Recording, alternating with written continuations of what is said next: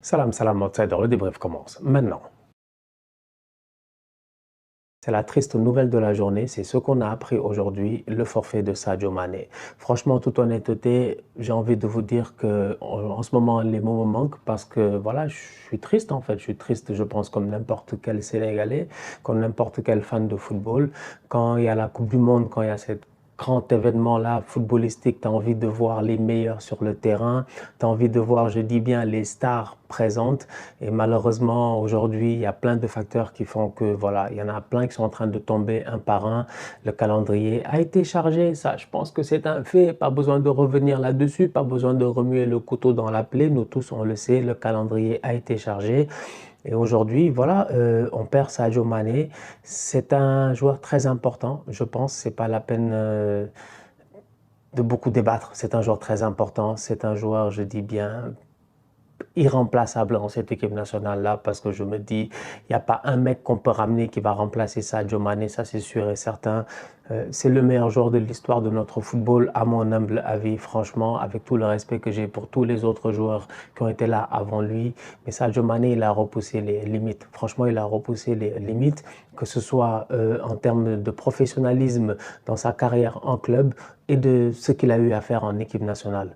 Donc aujourd'hui, tu regardes ça et tu te dis, il y a eu tellement d'efforts qui ont été faits de sa part pour être présent au Qatar et malheureusement, une blessure anodine, qui a l'air anodine en plus parce que j'en ai parlé le soir même, j'étais là, je regardais le match, une blessure qui a l'air presque anodine, mais quand on se blesse de la sorte et qu'on est un grand professionnel et qu'on sort et qu'on sait que voilà, et on ne sait pas exactement où est-ce qu'on a mal. Et je pense que c'était un peu ça ce soir-là. Quand tu le regardais, il n'était pas vraiment sûr de savoir où est-ce qu'il avait mal et tout.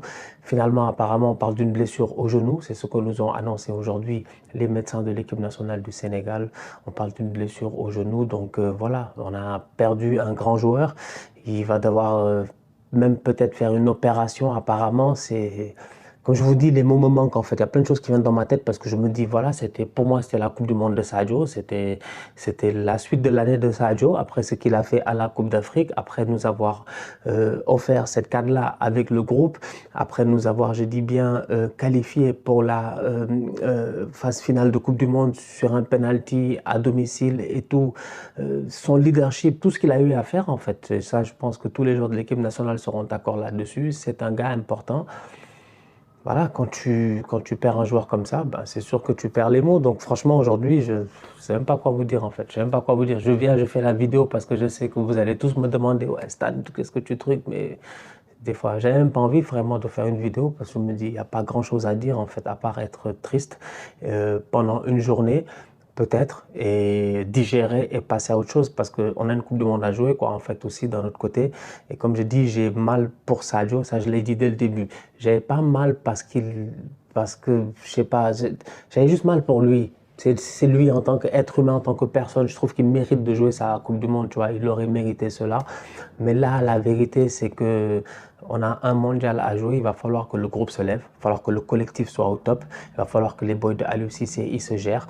Et c'est une équipe qui a vraiment assez de solidité. Le Sénégal est une équipe qui se construit depuis très longtemps. Ce groupe-là, en fait, qui est en train de continuer et tout. C'est ce groupe-là qui a fait quart de finale de Coupe d'Afrique face au Cameroun, au penalty, qui perd une finale de CAN, qui est éliminé au fair play en Coupe du Monde, alors que peut-être qu'ils auraient dû passer, ce match face à la Colombie, etc. C'est ce groupe-là, en fait. Tu vois, il y a une ossature qui est là, il y a une colonne vertébrale qui est là, et j'ai confiance en eux. Voilà, c'est tout ce que j'avais à dire. Moi, j'ai confiance en eux. C'est à eux de se gérer, c'est à eux de le faire. Pas vraiment pour Sadio, parce qu'au-delà de Sadio, il faut le faire pour le peuple sénégalais. Et Sadio, c'est un Sénégalais, donc il faut le faire pour nous tous. Aussi simple que ça. Tout donner, c'est tout. Voilà, je suis là et je vous dis, hein, les gars vont dire, ouais, Stan, il parle doucement et tout. J'ai pas envie de crier, j'ai pas envie de parler fort, franchement. J'ai pas d'énergie là, ça m'a assommé. Ça m'a assommé. Ça m'a assommé. Mais j'ai confiance au boy, j'ai confiance à Aliou Cissé, j'ai confiance au collectif. Et le collectif, c'est ce qui a fait la force en 2002. Et je suis convaincu, c'est ce qui fera la force en 2022. Une équipe qui est pétrie de talent, des boys qui évoluent, je dis bien, dans les meilleurs clubs européens. Il n'y a pas de raison aujourd'hui qu'on ne soit pas capable de s'en sortir dans un groupe qui, à mon humble avis, avec ou sans Sadio Mané, reste un groupe dans lequel on doit performer. Maintenant, c'est sûr et certain que quand tu perds ton meilleur joueur, bah c'est sûr que ton adversaire, peut-être il le regarde différemment. Maintenant, il faut que l'ego et la vergogne, l'envie, le courage des boys sur le terrain, qui seront sélectionnés, qui devront jouer, bah, prennent le dessus. Franchement. Donc, parce que l'Équatorien, il va arriver, il va dire il n'y a pas de Sadio Mané, non, c'est un problème. Tu vas voir qu'on va te créer des problèmes à toi, tu vas voir. Et c'est là où je m'attends à ce que mes boys ils soient là.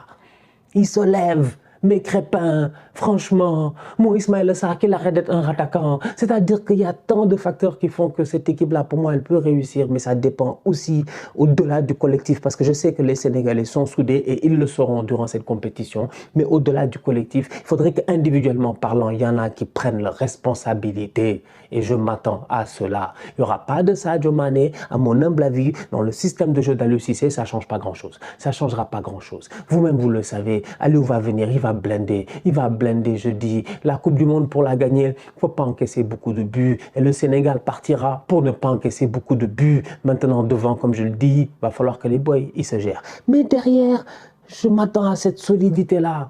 Vous allez voir, on va venir, c'est pas un 4-3-3 qu'on va mettre, c'est un 4-5-1, on va rien comprendre. Il va sortir là où il y avait Sadio, à gauche, il va me mettre Crépin là-bas et puis c'est tout. Où il va interchanger, il va mettre Iso, il va mettre Crépin là-bas et puis c'est tout. Il va blinder son milieu de terrain, 3 milieux défensifs, Nampalis, Gana, Cherou, bra. Quand c'est compliqué, il va faire rentrer les boys, les papes et tout. Sûrement, c'est comme ça qu'il va jouer, mais quel que soit le système de jeu qui soit mis en place par Aliou Cissé, le plus important, je le dis, c'est que certains boys qui sont là depuis très longtemps prennent leurs responsabilités. Et je m'attends à ça. Que le collectif soit soudé, ça l'est déjà. Et je suis convaincu que ça va continuer. Et après, ça va aller. Après, ça va aller. Il ne faut pas avoir peur. Il faut y aller. C'est la Coupe du Monde. C'est une fois tous les 4 ans. Il y en a qui jouent leur dernière Coupe du Monde dans ce groupe-là. On ne sait pas si on va se requalifier dans 4 ans, mais on le souhaite quand même, surtout que ce sera à 48. Bref, gérez-vous. C'est tout ce que j'avais à dire. L'humilité précède la gloire. Je l'ai dit durant toute la CAN. Je l'ai dit durant toute la CAN. L'humilité précède la gloire. On n'avait pas de gloire. On a été humble jusqu'à la fin. On a été champion d'Afrique. En Coupe du Monde, on n'a pas de gloire. Vous n'avez pas de gloire. Franchement, les El Hadji Diouf, ils ont de la gloire. Les Fadiga, ils ont de la gloire. Les Salif Diao, ils ont de la gloire. Pape Bouba Diop, paix à son âme, ils ont de la gloire. Tony Silva, tout ça. Lamine Diatta, Aliou Cissé, eux, ils ont de la gloire. Mais vous n'avez pas de gloire. Maintenant, c'est à vous d'aller écrire votre histoire. C'est maintenant. Moi, j'ai confiance. La famille, on se capte très bientôt pour un nouveau débrief. D'ici là, on continue à liker, on continue à partager, on s'abonne. On est ensemble, on reste en santé, c'est le plus important. Tous outsiders.